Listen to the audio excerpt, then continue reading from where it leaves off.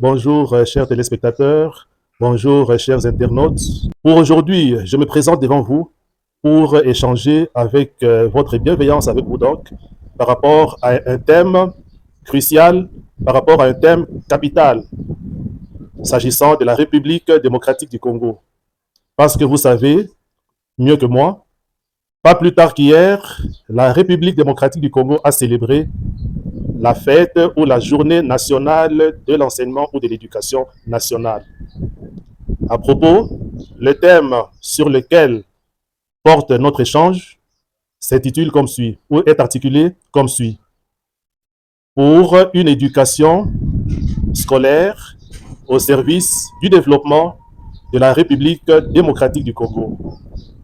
Par ce thème, nous voulons marteler sur l'éducation scolaire afin qu'il s'agisse effectivement d'une éducation qui apporte le développement, afin qu'il s'agisse effectivement d'une éducation qui apporte un plus au devenir national congolais.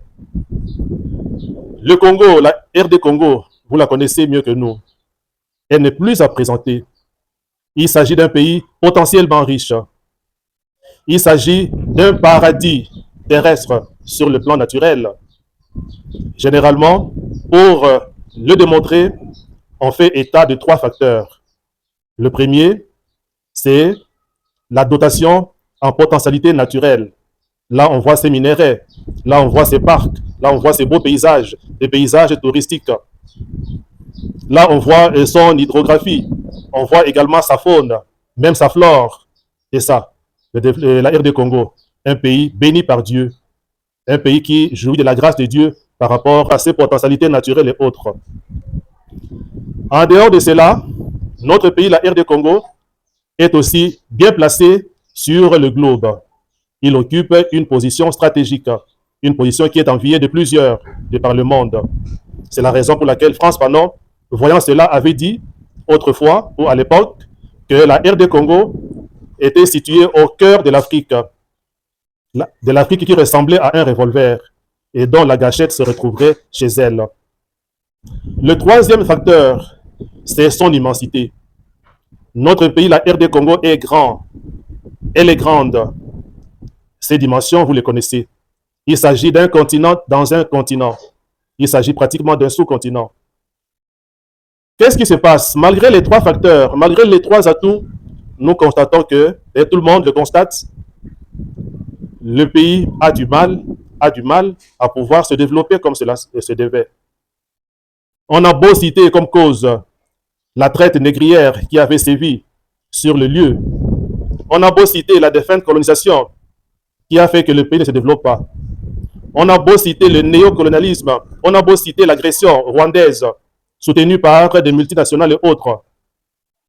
La cause exacte, selon notre entendement, c'est l'éducation scolaire, qui n'est pas toujours au rendez-vous. L'éducation scolaire qui n'a pas donné des effets ou qui ne donne pas, qui n'est pas à la hauteur des attentes qu'on y place ou qu'on y a placé. Ce qui est vrai, c'est que la RD Congo aime bien l'éducation. La RD Congo est friande. Elle aime bien former sa jeunesse, qui est appelée à prendre la relève. La preuve, c'est que dès le premier contact avec l'homme blanc, à l'époque du royaume Congo déjà, un groupe important des natifs du royaume Congo sont allés étudier au Portugal. La deuxième preuve, parmi tant d'autres, c'est que notre pays fait partie de l'UNESCO qui s'occupe de l'éducation à travers le monde. Et il y a plusieurs preuves. Parmi d'autres preuves, il y a le fait que la RD Congo ou nos gouvernants ou le gouvernement local collaborent avec autant de confessions religieuses qui ont en charge l'éducation de la jeunesse de la place. Que pour citer encore une autre preuve parmi tant d'autres, notre Constitution insiste sur l'éducation comme étant un droit et un droit inaliénable pour tout Congolais. Parmi les droits fondamentaux repris dans notre Constitution, il y a celui portant sur l'éducation. Autant donc de preuves qui montrent ou qui démontrent à suffisance que notre pays, la RD Congo, aime ou bien a un penchant, a un faible pour l'éducation. Ça, ce n'est pas à nier. Mais qu'est-ce qui fait que malgré ce penchant, notre pays ne se développe pas? La cause, c'est que la formation scolaire assurée à nos jeunes, à nos enfants, n'est pas à la hauteur des attentes, comme je l'avais dit si haut. L'éducation scolaire déçoit quelque part. Parmi les problèmes que connaît notre éducation, notre système éducatif, il y a d'abord le problème d'accessibilité.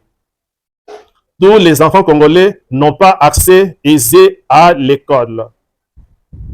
Pour ne citer que quelques cas, les enfants des pauvres ont du mal à recevoir une bonne éducation. Pour ne citer qu'un cas parmi tant d'autres, dans des territoires occupés, les enfants ne savent pas étudier normalement. Pour ne citer encore qu'un cas, les riches de la place sont friands d'envoyer les leurs étudier à l'étranger ou dans des grandes écoles de la place, tandis que ceux des pauvres sont cantonnés à étudier ici et parfois dans de très mauvaises conditions. Il y a un problème d'accessibilité à l'école. Et pour le cas de la fille congolaise, n'en parlons pas. La fille congolaise, malgré l'évolution, malgré certains progrès en ce qui la concerne, n'a pas toujours accès facile des suites de certaines mentalités dues à la tradition, à la coutume qui nous régit. Tout défi est lié à la qualité de l'enseignement local ou national. Les enfants congolais ont beau venir à l'école, mais ce qu'ils reçoivent n'est pas toujours ce qu'ils devraient recevoir. La qualité pose problème. La qualité est au rabais. Quelque part, il y a une certaine médiocrité. C'est la raison pour laquelle, si j'ai bonne mémoire, à l'époque, il y a un évêque de la place qui avait écrit un livre important, Chemin de libération. Il s'agit précisément de Monseigneur Bankole Wailunga. Dans ce livre, qu'est-ce qu'il dit? Il dit que nous avons des écoles, nous avons tout ce qu'il y a comme dispositif pour que l'éducation nationale soit garantie, mais nous rencontrons de plus en plus une jeunesse qui n'est pas formée aux valeurs, une jeunesse qui n'est pas formée comme cela se devait, une jeunesse qui est encore brute, comme quoi la jeunesse dont question n'a pas reçu ou ne reçoit pas ou ne bénéficie pas de l'éducation de qualité. Là, c'est le deuxième problème que connaît l'éducation nationale congolaise. Le troisième problème que connaît l'éducation nationale congolaise est lié à la mauvaise gouvernance. Nos établissements scolaires ne sont pas toujours gouvernés comme cela se devait. Nos écoles ont un problème de direction. À propos, nous voulons simplement dire que il arrive à ce que l'on confie nos établissements scolaires à des dirigeants qui ne sont pas à la hauteur de relever les défis qu'il y a autour. Il y en a qui, une fois élevés à ce poste de commandement, qui s'adonnent au clientélisme. Au lieu de prendre des compétents, au lieu de prendre ceux qui devraient être au poste comme enseignants, comme éducateurs, vont d'abord prendre les leurs. L'engagement, quelquefois, est fait sur base du tribalisme. L'engagement est parfois fait sur fond de corruption. L'engagement est fait donc par rapport à toutes ces antivaleurs. Et à l'interne, il faut y aller pour voir comment la collaboration n'est pas de mise parce que l'autorité ne veut pas entendre, ne veut pas collaborer comme cela se devait. Elle s'accapare pratiquement de l'institution comme si c'était un moyen privé. Problème de mauvaise gouvernance. Que faire maintenant pour sauver la situation pendant que nous sommes en train de célébrer la journée nationale de l'enseignement, 65 ans après l'accession du pays à l'indépendance? Notre pays a intérêt à statuer, à revisiter ces trois aspects.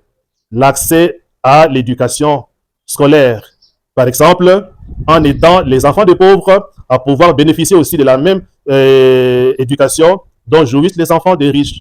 Et si tout le monde doit aller étudier dans de bonnes écoles, qu'il aille, pourquoi pas, que l'on paye bien les parents pour que les enfants puissent accéder à cela. Qu'on puisse promouvoir l'éducation de la jeune fille, qu'elle accède aussi à l'éducation comme tout le monde, comme les garçons sont semblables. Quant à la qualité, qu'on puisse promouvoir simplement ce qu'on appelle une formation intégrale, une formation totale, une formation de l'homme, une formation de tout homme alors, dans tout ce qu'il est. Et nous aurons réussi la qualité. Qu'on puisse également mettre les infrastructures qu'il faut pour sauver la qualité. Nos écoles n'ont plus de bibliothèques, nos écoles n'ont plus de terrains de jeu, nos écoles n'ont pas de salles de conférences et tout le reste. Qu'on y pense pour sauver ne serait-ce que les activités parascolaires qui ne sont plus au rendez-vous. et qui font que la qualité de l'enseignement soit au rabais, que l'enseignement ne soit pas celui, excusez-moi, que l'on attendait ou auquel on s'attendait, qu'on puisse en tenir compte. Pour terminer, la gouvernance de nos écoles. Que l'on puisse confier la gouvernance de nos établissements scolaires à des personnes idoines, à des personnes, par exemple, formées en management, en gestion des ressources humaines, et des personnes qui sont intègres, qui ne s'adonneraient pas à la corruption pour engager, qui ne s'adonneraient pas au clientélisme, ou bien au népotisme, ou bien à une certaine dictature, et qui n'est pas au rendez-vous.